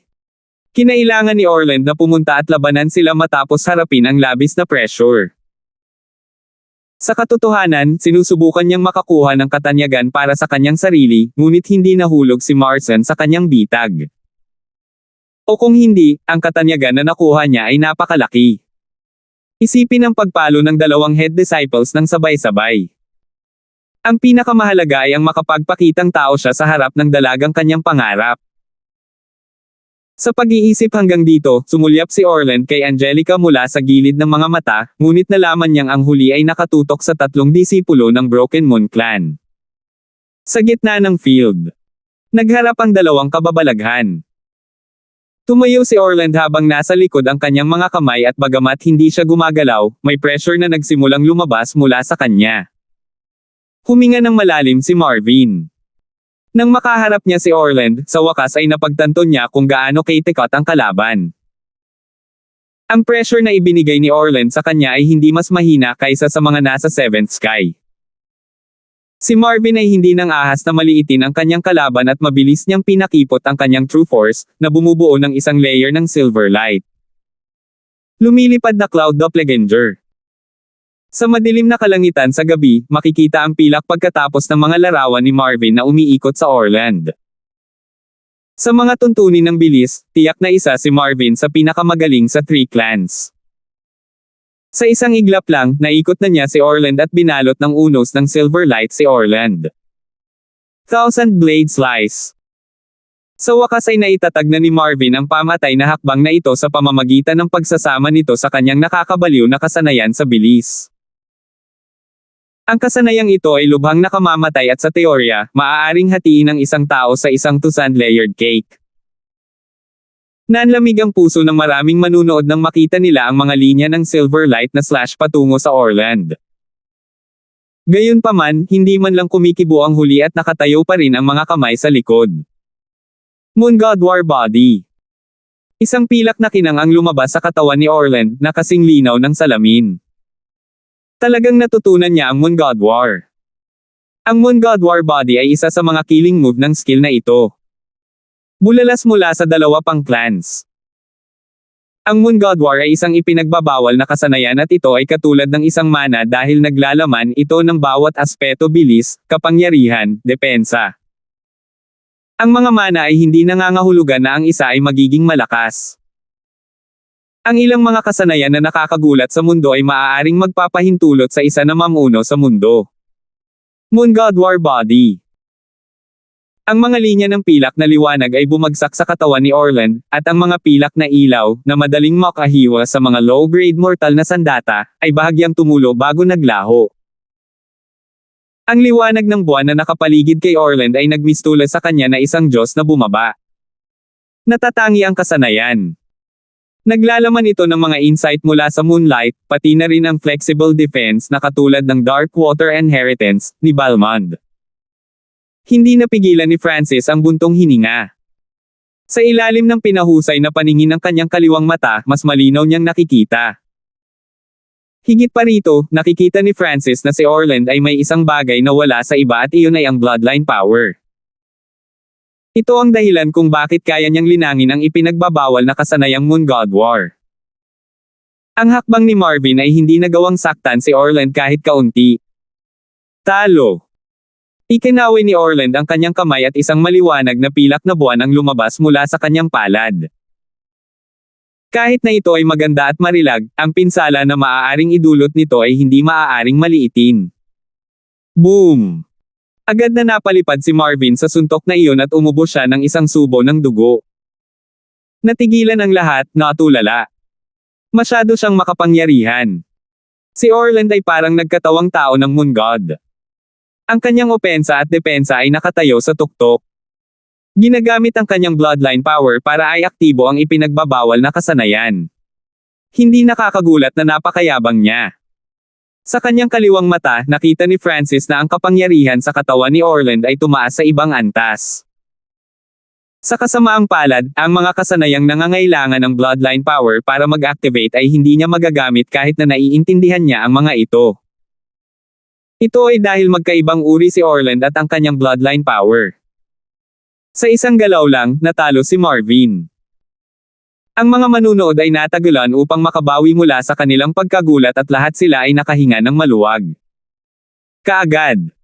Umakyat si Marson sa entablado. Wala siyang anumang takot sa kanyang mga mata kahit na matatalo siya, gagamitin niya ang lahat ng kanyang lakas. Sa ganitong paraan lamang siya makakapag-improve. Dominant Moon Heavenly Blade. Hiniwa ni Marson ang kanyang sinaunang ginintoang espada na nagliliwanag ng nangingibabaw na aura, at bumubuo ito ng mga patong at patong ng mga alon ng talam. Kung ikukumpara noong nakikipaglaban kay Marvin, mas malakas pa ngayon si Marson. Walang nakakaalam kung naitago ba niya ang kanyang lakas noon o ang potensyal ay napisil lang. Dominant Moon Heavenly River Rage. Sunod-sunod na dumaloy ang mga pag-atake ni Marson at naging sanhi pa ito ng liwanag ng buwan na lumiwanag sa katawan ni Orland. Bahagyang nagbago ang ekspresyon ng huli habang iniunat niya ang isang kamay at ibinato ang mga ilaw na hugis kalahating buwan kay Marson. Ding-ding-dang. Lumipad ang mga spark sa mahabang espada ni Marson at pinilit siya nitong paatros. Makalipas ang 3 galaw. Ilang sugat ang naiwan sa kanyang katawan. Moon God Doppelganger. Si Orland ay naging blur at 3 figure ang tumama kay Marson sa parehong oras. Wow! Agad na niluwan ni Marson ang isang subo ng dugo at ibinagsak niya ang kanyang talam. Sure! Ang 3 figure ay bumalik sa isa. Kaya lahat ng 3 ay totoo. Ang Moon God War ay talagang makapangyarihan. Pinunasan ni Marson ang dugo sa kanyang labi at inamin niya ang kanyang pagkatalo. Matapos manalo si Orland, sinuri niya ang natitirang mga disipulo. Sa sandaling ito, napatunayan niya na hindi mayabang ang mga sinabi niya kanina. Kailangang aminin ng isa na kahit sabay na umatake ang dalawa, mananalo pa rin si Orland. Talagang tama ang pagkakaroon niya ng titulo ng pinakamataas na disipulo sa tatlong clans. Tumango si Francis, may karapatan si Orland na maging mayabang. Kapag ang isa ay umabot sa kanyang antas, ang three-clan party ay hindi may lalagay sa kanyang mga mata. Sinuri ni Francis na kahit na gamitin niya ang kanyang bloodline power at lightning inheritance, ang pinakamaraming magagawa niya ay labanan si Orland sa isang draw. Pagkatapos ng lahat, si Orland ay mayroon ding bloodline power at siya ay nagal-inang ng isang malakas na ipinagbabawal na kasanayan. Ngunit kung medyo mas mataas ang cultivation ni Francis at mas naintindihan niya ang lightning inheritance at mental energy techniques, magkakaroon ba siya ng posibilidad na manalo?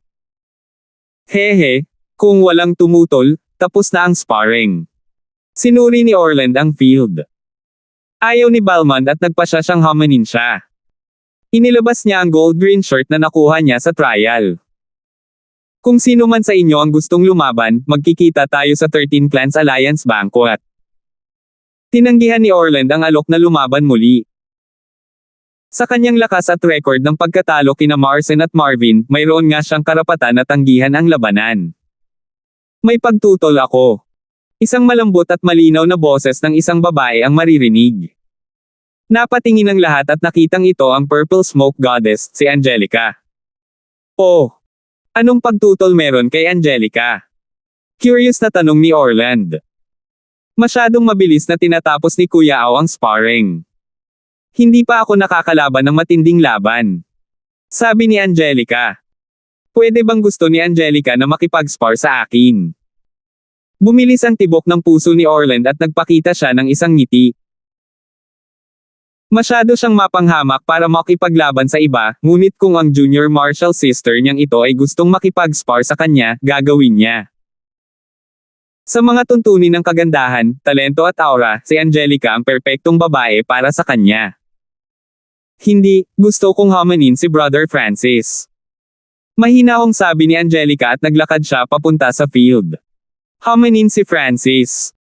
Napatingin lahat ang mga alagad sa isang mata na may asul na buhok. Ang kabataang iyon ay lubhang misteryoso, ngunit ano ang mayroon siya upang hamanin siya ng kagandahan ng Lin Moon Clan. Naninigas ang ekspresyon ni Orland, ngunit wala siyang sinabi. Ang tanging ginawa niya ay tumingin kay Francis na may nakapikit na mga mata. Bakit ganito ang iniisip ni Angelica? Lumabas si Francis na may curiosity sa kanyang mukha. Bumalik sa pamilya Hanford at Gaius Palace, maraming beses na siyang nakipag-sparring sa kanya. Sa mahabang panahon, si kapatid na Francis ay naging misteryoso at makapangyarihan sa aking puso. Isang taon na ang nakalipas, nagkaroon lang ako ng paghanga, papuri at kawalan ng magawa.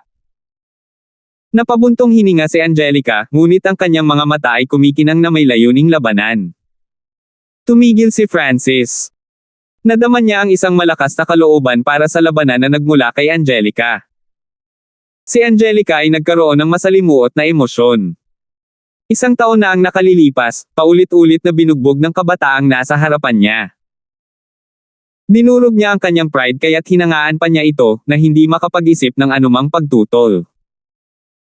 Sa nakalipas na kalahating taon, mabilis na lumakas ang aking lakas at naniwala ako na mayroon akong lakas ng loob na hamanin ang sinuman, anuman ang kanilang lakas.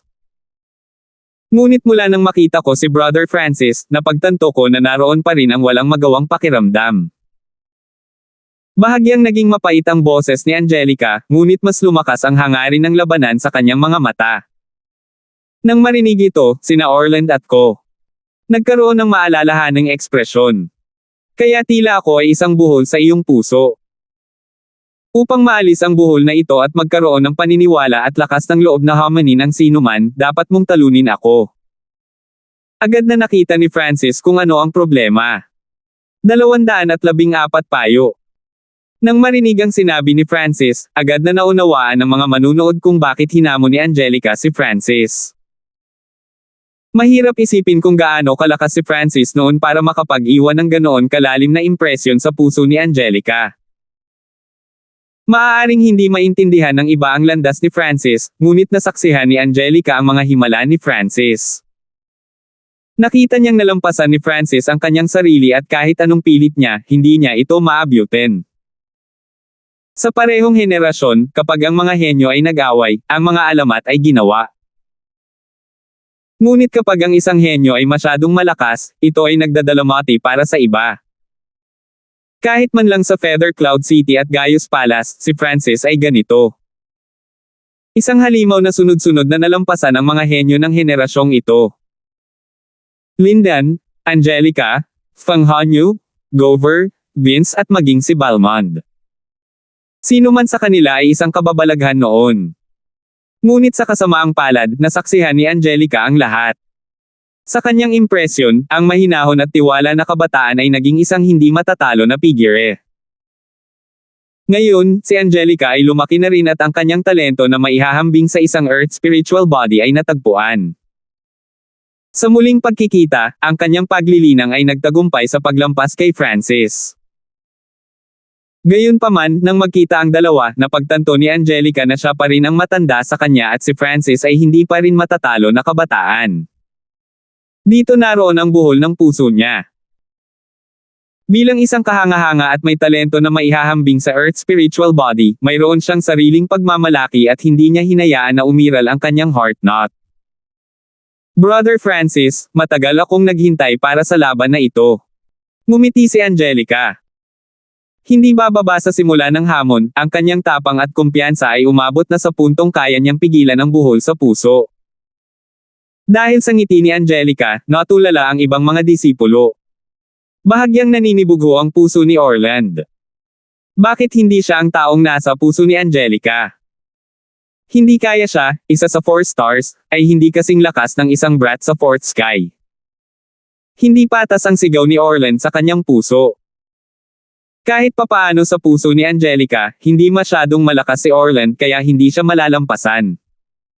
Totoo noon. Ang mga emosyon ni Angelica kay Francis ay naglalaman ng paghanga, papuri at kahit kaunting dependency. Kung tutuusin, walang babae ang hindi nagkagusto sa mga makapangyarihang lalaki. Ngunit ang Angelica sa sandaling ito ay iba sa dati. Sa ilalim ng mga tingin ng lahat. Nagsimulang mag-isip si Francis habang ang kanyang asher na buhok ay umihip sa hangin. Naghihintay si Angelica, kung hindi tatanggapin ni Francis ang hamon, wala siyang magagawa. Higit pa rito, kung hindi gagamitin ni Francis ang lahat ng kanyang lakas sa pakikipaglaban, ang buhol sa kanyang puso ay hindi maaayos. Alam din ito ni Francis. Nagsimulang mag-usap ang mga alagad. Ano ang nakaraan nitong Francis? Paano niya masusugpo ang Purple Smoke Goddess sa nakaraan, na may talento na maihahambing sa Earth spiritual body? Ang mga nababagong katawan ay iba at natatangi. Siguro ang talento ni Angelica ay hindi pa nahahanap. Higit pa rito, ang kanilang mga mapagkukunan ay limitado. Malapit na. Angelica, hindi ko matatanggap ang hamon mo. Biglang sabi ni Francis. Tumangging lumaban. Nagulat ang karamihan. Kahit sino pang alagad ay handang labanan ang Purple Smoke Goddess. Maging si Orland ay handang gawin ito. Bakit? Natatakot ba si Brother Francis na masisira ang kumpiyansa ko kapag natalo ako? Huwag kang mag-alala, hindi naman ako ganoon kaina. At saka, nag-conserve pa ako ng kaunting lakas sa mga laban noon. Tiwala na sabi ni Angelica. Nang marinig ito, lahat ng mga kinatawan ng 3 clans ay natigilan. Na-conserve ni Angelica ang ilan sa kanyang lakas sa mga laban noon. Hindi ba't nangangahulugan ito na ang kanyang tunay na lakas ay mas malakas kaysa kay Balmond at Marvin at maihahambing lamang kay Marcin? Dahil wala kang pagkakataong manalo at hindi pa ngayon ang oras. Bahagyang ngumiti si Francis. Ano? Nagulat ang mga miyembro ng lahat ng 3 clans. Anong mayabang na bastard? Hehe, para akong daga, takot makipag-away. Ang mga disipulo ng Linmon clan ay nagpakita ng kanilang paghamak at nagsimulang magmura. Nanginig ang puso ni Angelica at namutla ang kanyang mukha nang marinig niya ito. Naiintindihan niya si Francis, ang huli ay hindi magsasabi ng anumang bagay na hindi siya kumpiyansa. 50 hanggang 50 ang posibilidad na manalo kayo, pero sa kasamaang palad. Dahil sa heart knot mo, hindi mo kayang labanan ang mental energy attack ko. In terms of resistance, hindi ka man kasing lakas ng mga mas mahina kaysa sa iyo. Mahina akong nagsuri si Francis. Kalokohan. Ignorante brat, sa tingin mo kaya mong labanan si Angelica ng draw. Ang mga disipulo ng Linmon clan ay nagmura ng malakas. Ngunit nang marinig ito ni Angelica, wala siyang anumang kainahinala. Sa nakaraan, palagi siyang natatalo kay Francis. Napakataas na ng 50 hanggang 50 win rate para sa kanya. Sa kasamaang palad, ang kakaibang mental energy na pag-atake ni Francis ay nagkaroon ng ilang beses na mas maraming pinsala laban sa kanya dahil ang heart knot kay Angelica ay si Francis mismo. Kaya hindi ngayon ang oras para sa ating labanan. Paano kung iiwan natin ito hanggang sa Alliance Banquet sa kalahating taon? Sa wakas ay ibinigay ni Francis ang kanyang sagot. Alliance Banquet. Maghihintay ako sa araw na iyon. Tumango si Angelica at lumitaw ang pag-asa sa kanyang mga mata. Sapat na ang kalahating taon para makahanap siya ng paraan para labanan ang mental energy attack ni Francis.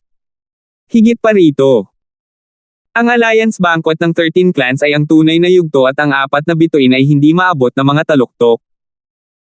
Ang isang tao ay nasa sabik lamang sa pag-iisip na makipagkompetensya sa mga matataas na henyo sa henerasyong ito.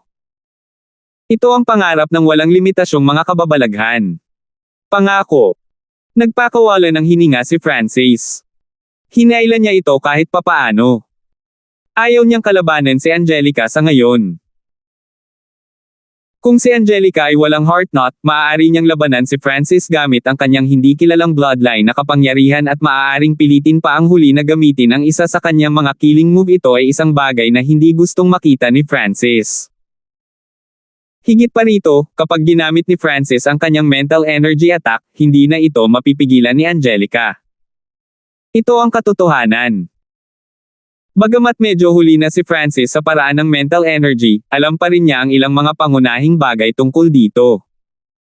Kung alam niya ang kahinaan ng kalaban at gumamit ng mental energy attack, ang pinsala ay tataas ng husto. Sa pag-alis ni Francis at Angelica, natapos na ang sparring session. Ang Asher-haired One-Eye Youth ay nagbigay sa lahat ng misteryosong pakiramdam. Pagkatapos ng sparring, hindi natapos ang 3-clan party. Sumunod ay isang tea session kung saan lahat ay magbibigay ng payo sa isa't isa. Ang mga disipulo, kasama sina Francis at Balman, ay matututo lahat pagkatapos ng sparring session.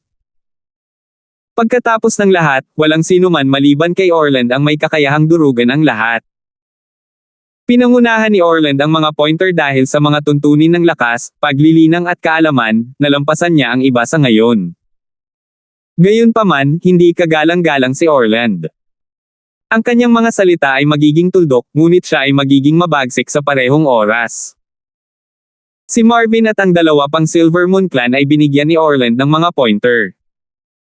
Salamat sa payo ni Kuya Au, marami kaming natutunan. Si Marvin ay napaka mapagpakumbaba. Si Orland ay isang taong kayang talunin siya sa isa o dalawang galaw at talagang may karapatan siyang turuan siya. Pagkatapos noon, sinuri ni Orland ang 3 mula sa Broken Moon Clan. Para kay Marcin, nagbigay si Orland ng bihirang not bad. Sa lakas ni Brother Marcin, malamang na maabot mo ang top 20 sa Alliance Banquet. Dagdag ni Orland. Top 20 lang. Nataranta ang lahat ng mga alagad. Kung tutuusin, nakakagulat ang pagganap ni Marcin at natalo niya maging si Marvin. Sa nakaraang Alliance Banquet, ang 70 hanggang 80% ng nangungunang 20 pwesto ay nakuha ng nangungunang 3 clans. Isang pahiwatig ng panunuya ang lumitaw sa mukha ni Orland. Ngumiti si Marcin, narinig ko rin ito. Ang nangungunang 3 clans, ang Cloud Sword Clan, Ancient Shrine at Mystic True Clan ay lahat ay may mahabang kasaysayan at malakas na lakas. Sa mga nakaraang stars, walang ibang clan ang may karapatang maging isa. Sa pagkakataong ito, si Brother Au ay naging isa sa 4 na bituin at ibinigay ang mukha ng 3 nating clan. Naantig ang mga alagad nang marinig nila ito. Ang mga disipulo na pinalaki ng nangungunang tatlong clans ay pawang pinakamataas na antas at hindi naging madali para kay Orland na maging isang bituin. Ang apat na bituin, Kang Yuyu, Lintong, Chu Zixuan, Orland. Ang 4 stars ay nakatayo sa tuktok ng walang limitasyong mga henyo ng 13 clans at kinailangang aminin ni Francis na may kakayahan si Orland na tingnan ang nakababatang henerasyon ng 3 clans. Kahit na ginamit niya ang kanyang mga killing moves, maaaring hindi matalo ni Francis si Orland. Higit pa rito, bilang isa sa 4 na bituin, paanong si Orland ay walang sariling hakbang sa pagpatay. Ang lakas na ipinakita ni Orland sa 3-clan party ay dulo lamang ng isang malaking bato ng yelo. Sa kabutihang palad, si Francis ay walang anumang iniisip na magpakitang gilas at si Orland ay masyadong namumuhi para makipag-away kay Francis sa ngayon. Sa mga mata ni Orland, ang 3-clan party ay isang formalidad lamang at ang 3 pang bituin lamang ang kanyang kakampi. Susunod. May mga pointer si Orland kina Balmond at Francis. Hindi mo naiintindihan ang tunay at pangunahing mga bahagi ng tubig. Malamig na sinulyapan ni Orland si Balmond. Kahit ang mga henyo gaya ni Balmond ay minamalas. Ang huli ay nakatanggap ng Dark Water Inheritance na naglalaman ng mga insight tungkol sa tubig. Ito ang talento ni Balmond, ngunit nasusuklam si Orland na tingnan ito, makikita kung gaano kalakas ang huli. Hindi maiwasan ni Francis na maalala na ang Moon God War ni Orland ay naglalaman din ng mga insight mula sa tubig bukod sa liwanag ng buwan. Walang ekspresyon si Balmond at hindi siya umimik. Wala siyang magawa. Sa wakas, oras na para bigyan si Francis ng mga payo. Ikaw naman. Isang malamig na ngiti ang lumitaw sa mga labi ni Orland, ang kidlat ay isa sa pinakamakapangyarihang batas. Ang magaspang mong paggamit nito ay parang paglalaro ng apoy. Kung tungkol sa iyong mga kakayahan sa enerhiya ng pag-iisip, wala sila sa harap ng kahalili ng sinaunang dambana. Ang kailangan lang niyang gawin ay tumingin sa iyo ng isang beses para mawala ka. 215 paglilinang. Ang payo ni Orland para kay Francis ay hubad at walang pagpipigil. Ang reaksyon ni Francis ay kapareho ng kay Balmond, walang ekspresyon at walang tugon, na para bang siya ay isang kahoy na ulo. Ang mga disipulo na nakatanggap ng mga payo mula kay Orland ay tatanggapin ito kahit gaano pa ito kalala. Kinailangan pang ngumiti at purihin siya ng mga miyembro mula sa Silver Moon Clan. Ang malakas ang namuno sa mundo. Ito ang batas ng mundo ng paglilinang. Kahit umutot ang master, mabango. Si Orland ay nakatayo sa tuktok ng kapangyarihan at mayroon siyang mga kwalifikasyon upang bigyan ng iba ng mga payo. Kapatid na Hanford, kapatid na Bay, tama si kapatid na Yo.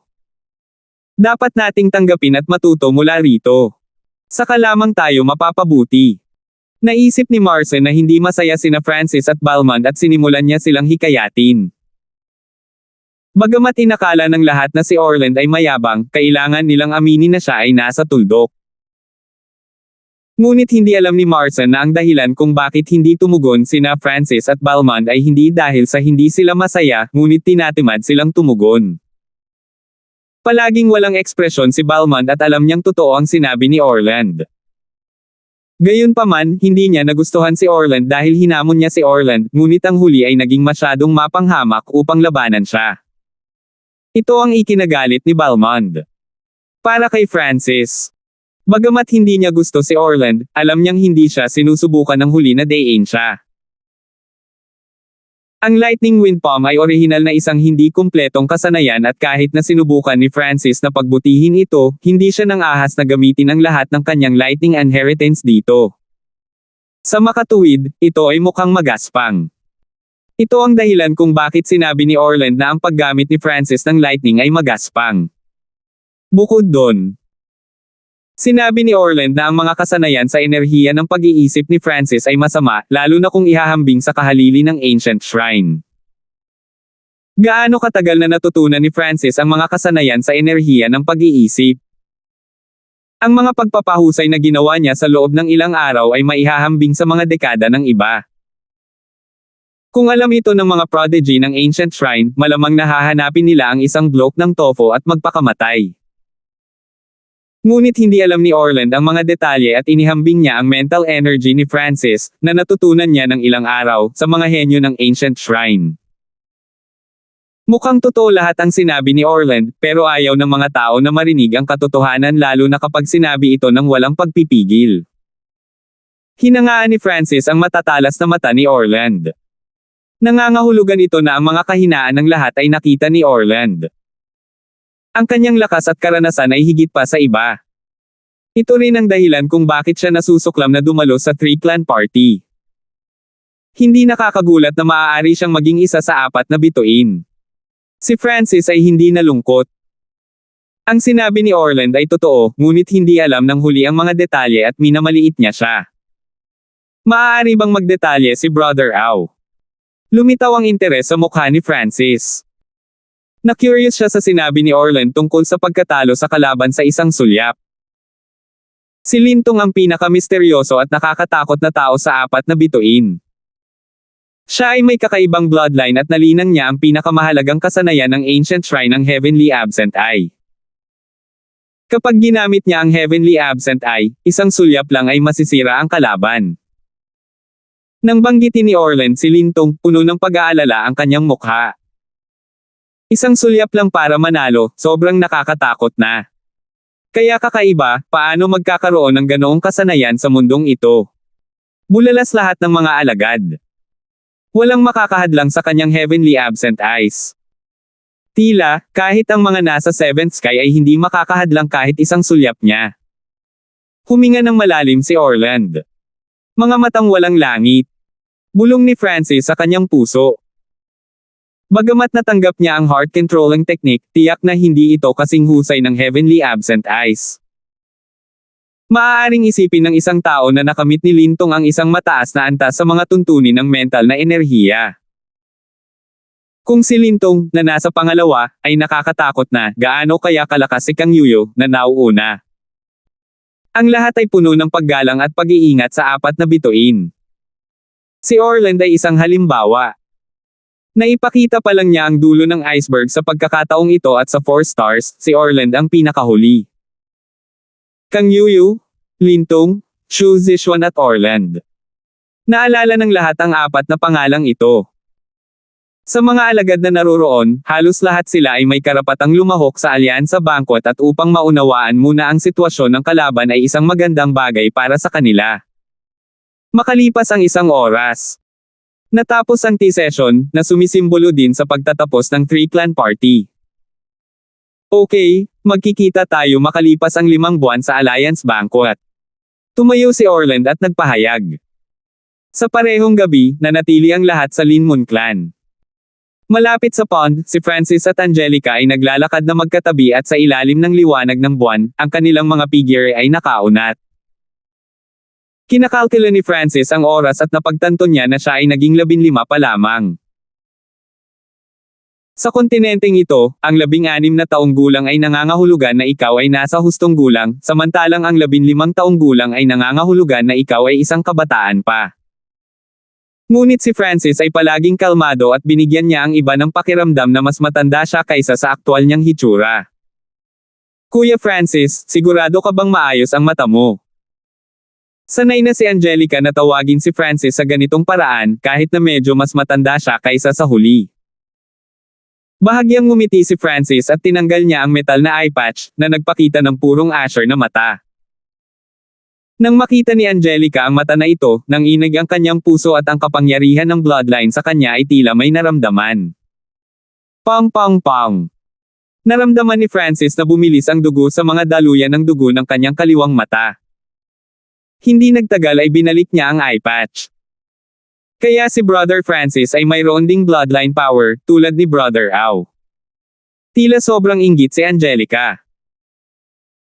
Noong nakaraan, si Francis ay mayroon lamang normal na talento, ngunit maaari siyang madagdagan sa paglilinang ng napakabilis na naging dahilan ng kanyang pag-usisa. Ngunit ngayon, nahayag na ang sagot. Si Francis ay hindi isang normal na tao, mayroon siyang bihirang bloodline. At sa hitsura nito, tila napakalakas ng bloodline power ni Francis. Walang dapat ikainggit. Parang may kakaibang bloodline aura din ang katawan mo, ito ang instinct ko. Ngumiti si Francis. Talaga. Bulalas ni Angelica. Sa katotohanan, mayroon din siyang kakaibang pakiramdam tungkol sa mga pagbabago sa kanyang katawan. Sandaling nag-usap ang dalawa bago bumalik. Sa gabi. Pinaalis si Francis sa kanyang mga mata, lumitaw ang pagkabigo sa magandang mukha ni Angelica, ano ako sa kanya. Sa umaga ng ikalawang araw. Ang mga miyembro mula sa Broken Moon Clan ay umakyat pabalik sa Giant Golden Kang Eagle para sa paglalakbay pabalik. May natitira pang 5 buwan para sa 13 Clans Alliance Banquet. Kailangang maghanda kayong lahat. Unang boses ni Elder ang narinig. Naka-cross-legged si Francis at nagsimula siyang mag-cultivate sa paglalakbay pabalik. Tila naapektuhan sina Balmond at Marcin at ginamit nila ang lahat ng kanilang oras para sa pangunawa at paliwanag. Ang 3-clan party sa pagkakataong ito ay ginawa ng iba pang 2 clans na tumingin sa Broken Moon Clan sa isang bagong liwanag. Ngunit si Marcin at ang 2 pa ay pinasigla ng 3-clan party. Ang pressure na dala ni Orlan sa kanila ay napakalaki. Hindi natanggap ni Marcin ang katotohanan na maaari lamang niyang maabot ang nangungunang 20 sa Alliance Banquet. Para naman kay Balmond, nagalit siya kay Orland. Walang sino man ang naging masyadong hinamak upang labanan siya. Si Francis ay hindi na-stimulate nito, ngunit sinubukan niyang alamin kung saang direksyon siya dapat pumunta. Ang aking pinakamalaking kahinaan ay ang aking antas ng paglilinang ay masyadong mababa. Napaisip si Francis. Bagamat siya ang pinakabata sa 3-clan party sa pagkakataong ito at napakahusay niyang gumanap, siya ay pinaghigpitin ng kanyang paglilinang. Sa makatuwid, malinaw na kay Francis kung aling direksyon ang kailangan niyang puntahan. 1. Paglilinang. Ito ang pundasyon ng lahat at kung ano ang naghihigpit sa kanya. 2. Ang Lightning Inheritance. Ito ang ubod ng kanyang mga kasanayan at mayroon itong malaking puwang para sa pagpapalawak. 3. Mga kasanayan sa enerhiya ng kaisipan. Si Francis ay may tiwala sa 3 punto ang kanyang talento sa mental energy ay napakataas. Ito ay tiyak na ito ay ang forte ng kanyang kaliwang mata. Naisip na ni Francis na pagsamahin ang mga kasanayan sa enerhiya ng pag-iisip sa kakayahan ng kanyang kaliwang mata. Isa sa 4 na bituin, si Lintong, na nagsanay ng Heavenly Absent Eye, ay may kakayahang talunin ang kalaban sa isang sulyap lamang. Ito ay isang mental energy eye skill at napaliwanagan nito si Francis.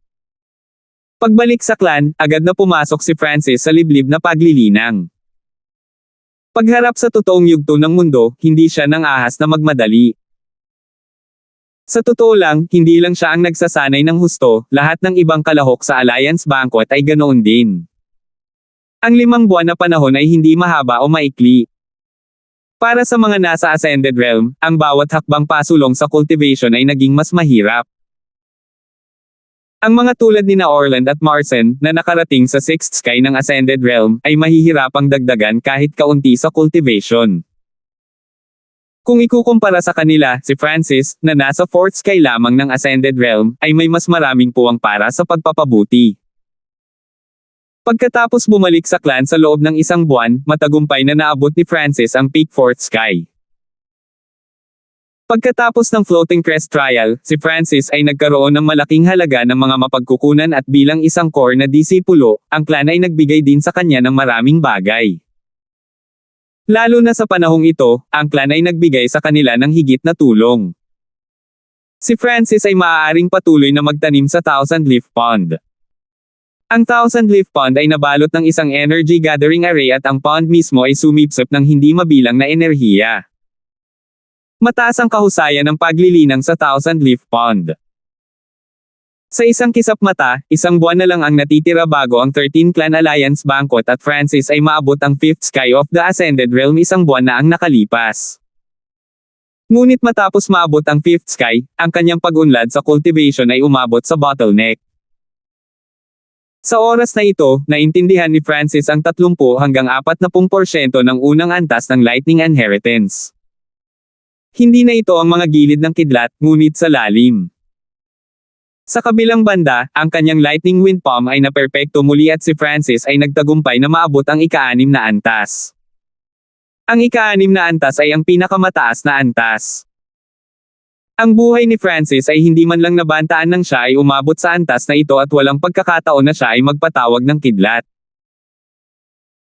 Sa mga tuntunin ng mental energy, ang heart controlling technique ay ganap na natutunan 2 buwan na ang nakakaraan at siya ay nagbuklat ng kaunting mga libro na kapaki-pakinabang para sa mental energy. Ang paglilinang, pamana ng kidlat, at enerhiya ng pag-iisip ay umabot sa isang bottleneck. Sa araw na ito, umalis si Francis sa kanyang liblib na pagmumuni-muni. Salamat po at sinamahan ninyo ako. Ingat lagi mga master.